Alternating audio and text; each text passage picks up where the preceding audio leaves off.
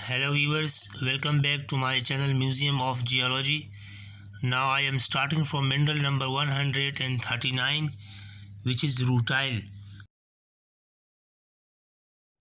The habit of rutile is striated twinning, common and also massive.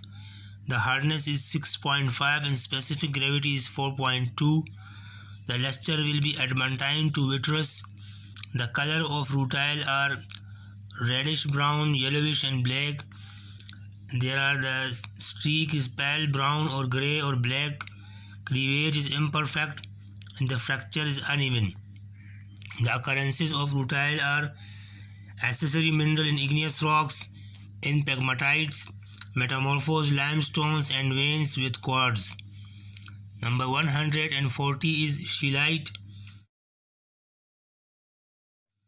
So the habit of scheelite is granular, massive or reniform.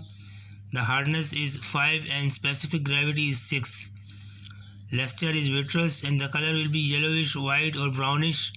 Streak is white and there are no cleavage and fracture will be uneven or brittle.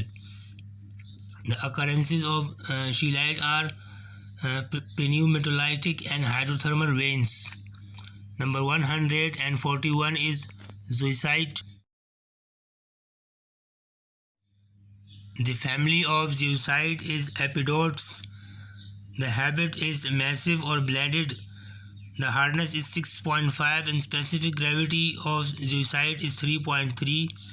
Luster is vitreous. Color will be white, grey, pink or greenish. Streak is white. There are perfect cleavage and conchoidal fracture. The occurrences are metamorphosed impure limestones. So viewers, it is all about today's lecture and I hope you will enjoy these important and valuable distinguishable characters and physical properties of minerals. And after this lecture I will start another series of lectures based on importance of minerals in economy, or we can say the importance of minerals in the economy of any country.